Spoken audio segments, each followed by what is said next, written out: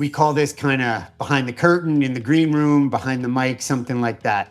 Tavar James, what's Yes, the sir. most interesting or exciting thing about you that we would not know having read your resume or followed you in your career path? Oh, I have not minor, but I have some skill in music production. I had a very short stint where I was DJing and doing a lot of mixing and mastering of different music.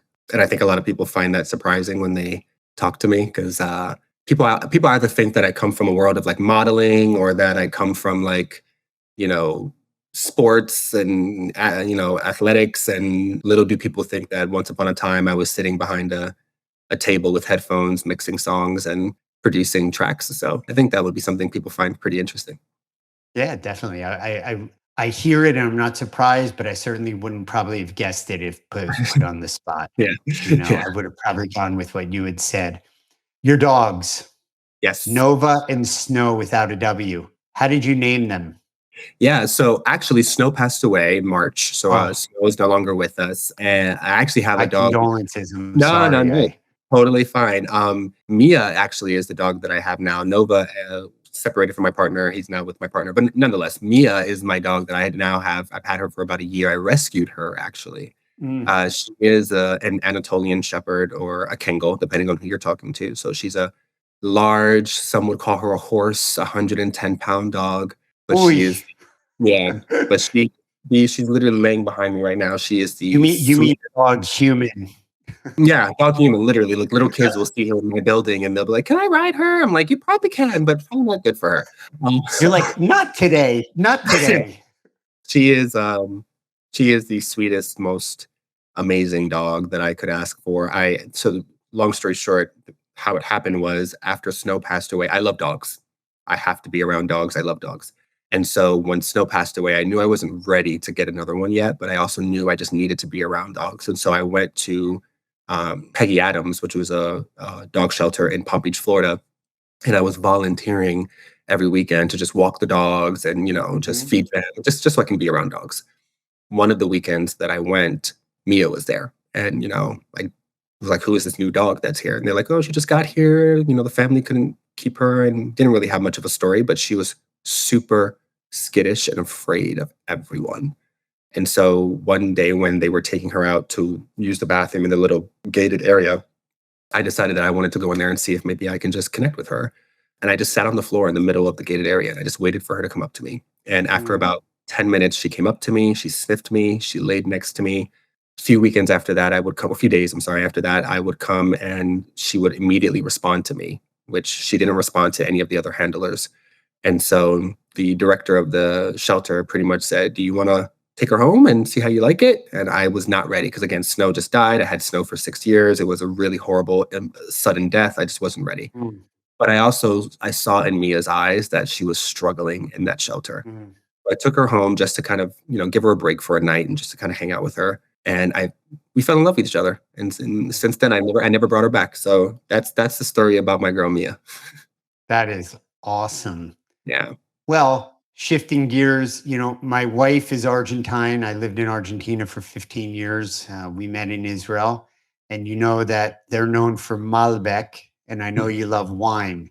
So let's just start with red or white. Red. Okay. And then anything, I know tastes change, moods change, but what's going on with red wine right now? I'm always Cabernet Franc, I was gonna say Shiraz. Cabernet for sure. I'm also very big on like a Bordeaux or a blend. But Okay. for the most part, a nice French Cabernet, I'm happy. You can't go Okay. wrong. Lately, I'm not a big wine drinker. At Passover, we served Cabernet Franc. Why? Because that was the red wine we had at home. We're not Hmm. so observant where we need kosher wine. Right, And it right, was right, right. delicious. It was like a little lighter, softer, Yeah, yeah. for the cab. And I was like, wow, this is good. And my sister was like, yeah, I gave that to you like a year ago. I was like, oh, Yeah, I hey, love red can't. wine. Red wine, even on the hottest day, I will get a red wine. People are like, "Oh, you're weird." I'm like, I like red wine. All right, a few more here. I know you're committed to visiting new countries each year. What's on the list this year? Or if money were no object, what would be on the list? Switzerland and South Africa. And are you doing them? Did you do them? Are you going? Switzerland is on my list for next year.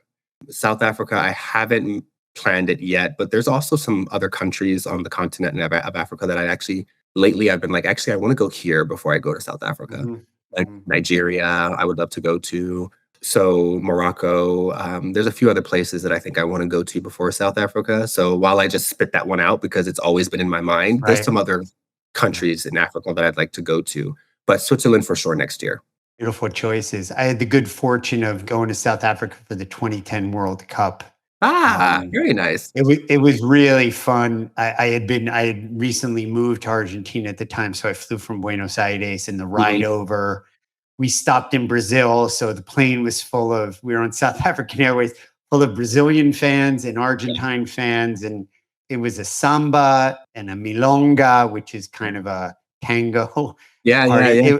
It was the whole thing. It was really good, and the captain, I remember the Brazilians, they had a paper mache replica of the World Cup.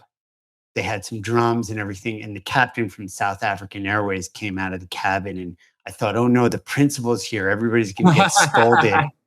And then Yeah, the drums kind of got slower. And he just grabbed one of the sticks and started dancing started with drumming. everybody. It's like, That's come on, awesome. And then now that it you was a lot mentioned of fun. samba, I think Brazil is on my list too. Brazil, I can probably make Yeah. happen this year though. I'm telling you, Um, go, go, go. Do not pass yeah, go. Do not, Park Place, Boardwalk, Baltic Ave. Go to Brazil. I might try to do Brazil for New Year's. My friends and I have been wanting to do that. It's magical. I can't say enough good things about it. Tavar, I think we're going to leave it on yearly checkup and a debriefing on your visit to Brazil. Yes. So again, just thank you. And thank you for not only the spaces and the events you create, but the lives that you're going to transform. You do important work. It makes a difference. And all the things that you haven't been thanked for or have gone unnoticed, I appreciate that. And I thank you for them. Thank you. I appreciate that. And, I'll continue down my journey of not only being the best events professional that I can possibly be, but just doing more things like this where I can share, because there's a lot of young professionals that are coming up in our industry that need to hear people's insights, their stories, their context, especially when it's a very unconventional story like my own. And so thank you for giving me the opportunity to speak and share. It definitely will touch someone, which, like I said before, for me, that's a mission accomplished. Very well. Well, you're very, very welcome.